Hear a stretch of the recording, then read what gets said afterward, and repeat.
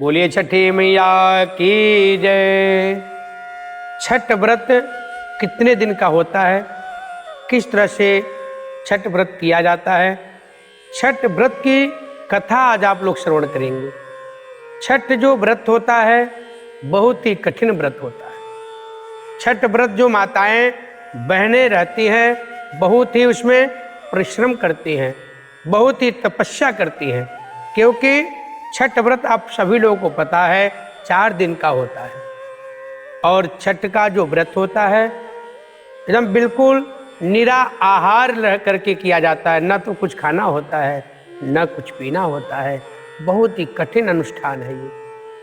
छठ का जो व्रत होता है ये संतान की रक्षा के लिए, संतान की दीर्घ आयु के लिए ये माना जाता है। और छठ का जो व्रत होता है वो किसी भी काम को लेकर के आप जैसे मनोकामना बोल दिए, मन्नत बोल दिए, वो कार्य अवश्य पूर्ण होता है। ये 100 नहीं 101% ग्रांटेड है।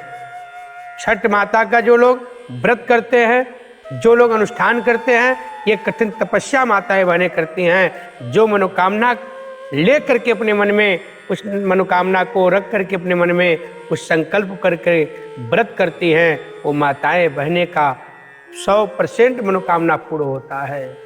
ये बिल्कुल सिद्ध किया हुआ और बिल्कुल यह अजमाया हुआ बात मैं आपको बता रहा हूँ। बहुत ही शक्तिशाली व्रत है ये, बहुत ही पावन व्रत है। जो उगते हुए सूर्य को भी वो लोग पूजा करते हैं और डूबते हुए सूर्य को भी पूजा किया जाता है छठ में, आप सब लोग जानते हैं। छठ व्रत जो होता है कार्तिक के महीने में ही आता है। और छठ व्रत का जो महाव्रत चालू होता है कार्तिक मास के शुक्ल पक्ष में, जो दीपावली के बाद आता है। शुक्ल पक्ष के चतुर्थी से लेकर के देखिए चतुर्थी, पंचमी, षष्ठी और सप्तमी तक पूरा 4 दिन का ये कठिन व्रत है।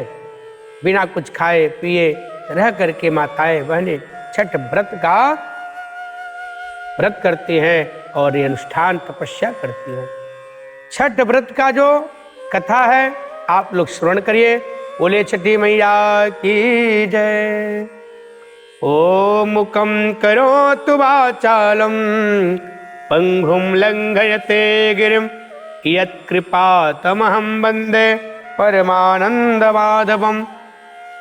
हिंदू पंचांग के अनुसार छठ का जो व्रत है कार्तिक मास के शुक्ल पक्ष के चतुर्थी तिथि से सप्तमी तिथि तक छठ महाव्रत का व्रत मनाया जाता है। इसमें भगवान सूर्य देव का पूजा होता है। छठ में खास तौर पर पुत्र की दीर्घ आयु के लिए, पुत्र का आयु बढ़ाने के लिए ये व्रत किया जाता है। उसके साथ साथ आपके घर में कोई काम बहुत दिनों से नहीं बन रहा है, बहुत दिनों से काम अगर आपका अटका हुआ है तो छठ माता से प्रार्थना करिए, हे छठ मैया आप मेरा ये मनोकामना पूरा कर दीजिए, मैं आपका व्रत करूंगी और आपके छठ के घाट पे आऊंगी या आऊंगा, यह मनोकामना अवश्य पूर्ण होता है। दिवाली के 6 दिन बाद यह व्रत किया जाता है। छठ का महाव्रत का अत्यंत पुण्यदायक है। छठ व्रत सबसे महत्वपूर्ण रात्रि कार्तिक शुक्ल पक्ष का जो छठा रात्रि होता है, षष्ठी तिथि जो होता है, सबसे जो मेन व्रत है ये छठी तिथि के दिन व्रत रखा जाता है। षष्ठी शुक्ल पक्ष का होता है। सूर्योपासना यह महापर्व है जो सूर्य का उपासना किया जाता है। सूर्य भगवान जब उगते हैं तब उनका उपासना आराधना किया जाता है, उनको अर्घ्य दिया जाता है। फल, पुष्प, धूप, दीप, नैवेद्य और उसमें अनेक प्रकार के फल, पुष्प, उसमें संतरा रखा जाता है, उसमें नींबू रखा जाता है, उसमें सिंघाड़ा रखा जाता है, कंदमूल फल, हर प्रकार का फल फूल रहता है। उसमें रख करके सूर्य भगवान को अर्घ्य ऐसे दिखा करके फिर जल का और दूध का अर्घ्य देते हैं। दूध और उसका जल का अर्घ्य दे करके उस व्रत को मनाया जाता है। यह 4 दिनों तक व्रत मनाया जाता है। छठ पर्व का कई कथाएं प्रचलित है। किंतु पौराणिक शास्त्र में इसे देवी द्रौपदी से जोड़ा गया है। द्रौपदी देवी भी इस व्रत को की थी। तो आप लोग समझ सकते हैं कितनी वर्षों से यह कथा चलती आ रही है, व्रत चलता जा रहा है। बहुत ही शक्तिशाली छठ व्रत है।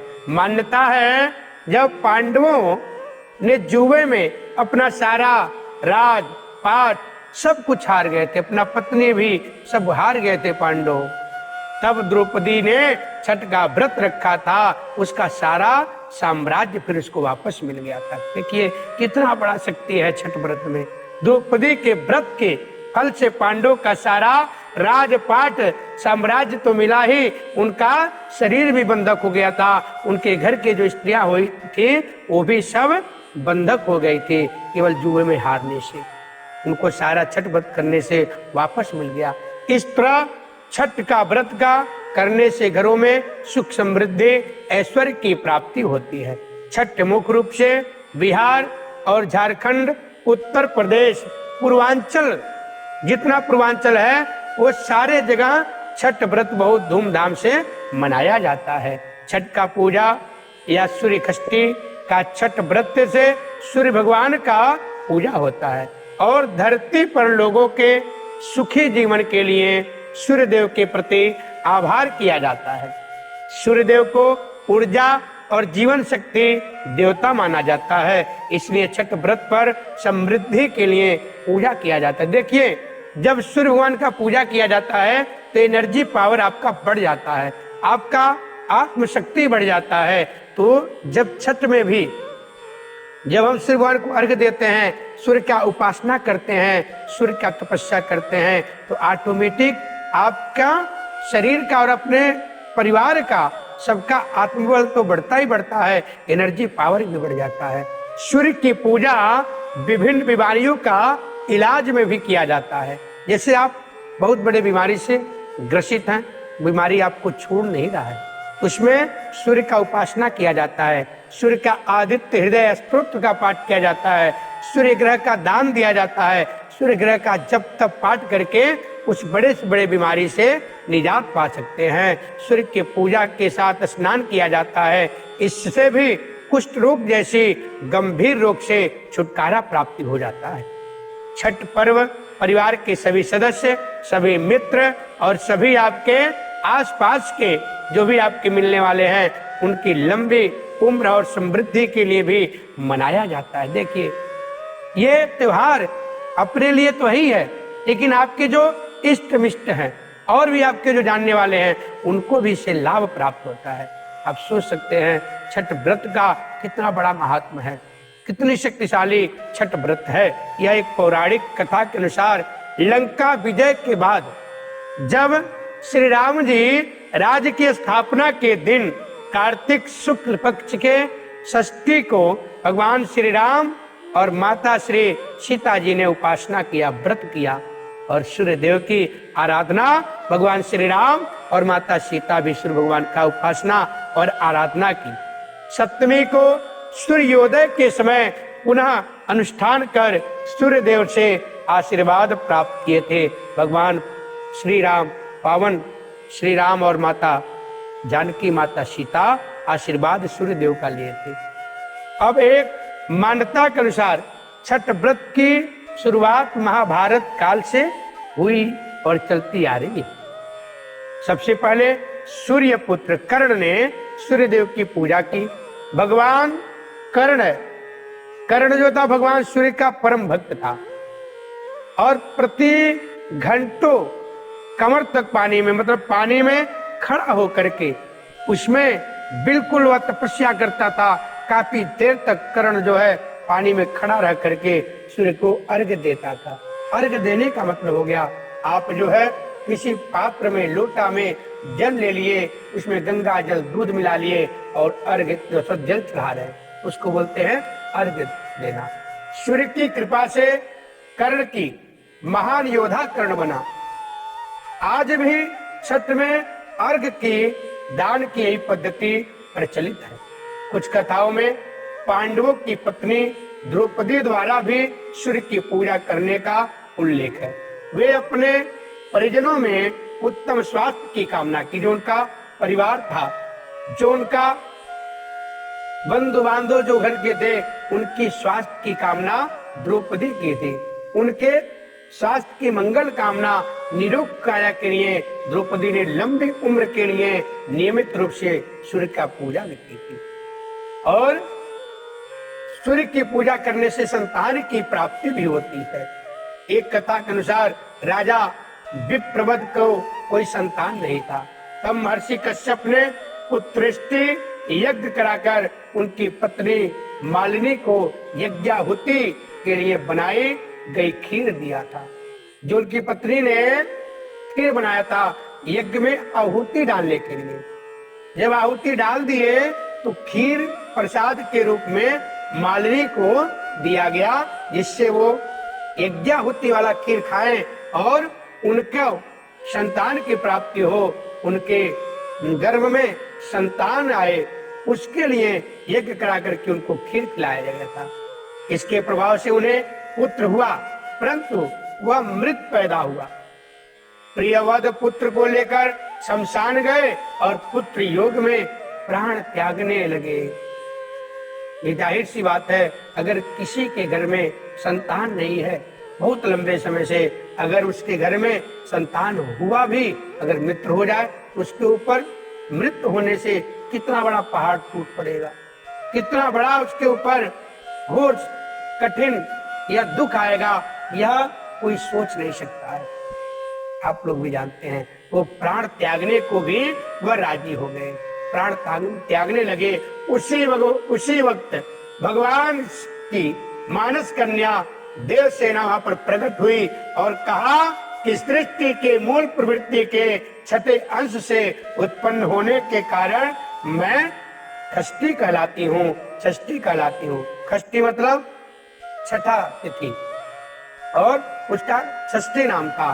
यह व्रत किया हुआ था और उसने कहा आप मूलतः सूर्य व्रत का पालन करें।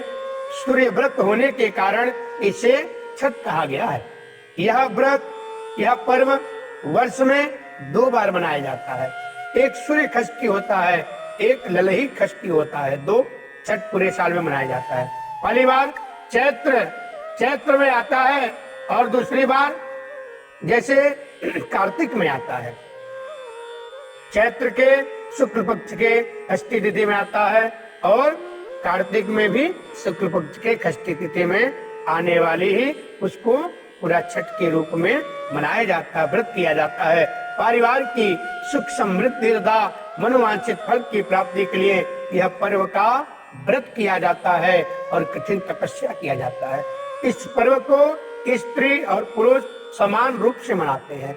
छठ पूजा 4 दिवसीय उत्सव है। इसकी शुरुआत कार्तिक शुक्ल पक्ष चतुर्थी तिथि से होता है और यह सप्तमी को समाप्त होती है। इस दौरान व्रतधारी जो होते हैं लगातार कठिन तपस्या, कठिन तपस्या वो उठा करके बहुत ही मेहनत करके 36 घंटे इसका व्रत रखते हैं। इस दौरान न तो पानी पीते हैं, ना भोजन ग्रहण करते हैं, ना कुछ ग्रहण करते हैं। बिना कुछ खाए पिए व्रत रखा जाता है। छठ पर्ववास निर्मित सूप की कटोरी, मिट्टी की बर्तनों को गन्ने के रस से, गुड़, चावल और गेहूं से निर्मित प्रसाद का सुम धुर और लोकगीत से युक्त होकर लोक जीवन की भरपूर मिठास प्रसार करता है। यह मुख्य रूप से पूर्वी भारत और पूर्वी जो पूर्वांचल है वहां पे मनाया जाता है। इसमें जो प्रसाद बनता है ये भी बहुत ही अलौकिक प्रसाद बनता है। बहुत ही शुद्धता से छठ में व्रत का सारा प्रसाद तैयार किया जाता है और उस दिन तो लोग बहुत ही विशेष सफाई का ध्यान देते हैं। घर में एक एक चीज, एक एक मतलब कड़ कड़ पे शुद्धता का ध्यान देते हैं और आपको भी देना चाहिए। ये बहुत ही शक्तिशाली छठ व्रत है और बहुत अधिक फल देने वाला छठ व्रत है। ये सभी को करना चाहिए क्योंकि आपको पता भी चला छठ व्रत करने से सभी प्रकार का फल प्राप्त होता है। सभी प्रकार के दुखों से छुटकारा प्राप्त हो जाता है। मतलब आप सोच सकते हैं, जिसके घर में संतान नहीं है, जिसके घर में बिल्कुल औलाद नहीं है, उसके घर में भी छठ का व्रत करने से और सूर्य की उपासना करने से, सूर्य की पूजा करने से संतान की भी प्राप्ति होती है। तो आप समझ सकते हैं कितना शक्तिशाली व्रत है। आप लोग बहुत ही उत्साह के साथ, बहुत ही खुशी के साथ छठ का व्रत रखें और परम पिता परमात्मा आप सभी को आशीर्वाद दें। छठी मैया आपको आशीर्वाद दें, आपके घर में सुख समृद्धि ऐश्वर्य की प्राप्ति हो, हमेशा आप लोग सुखमय जीवन व्यतीत करें। बोलिए छठी मैया की जय।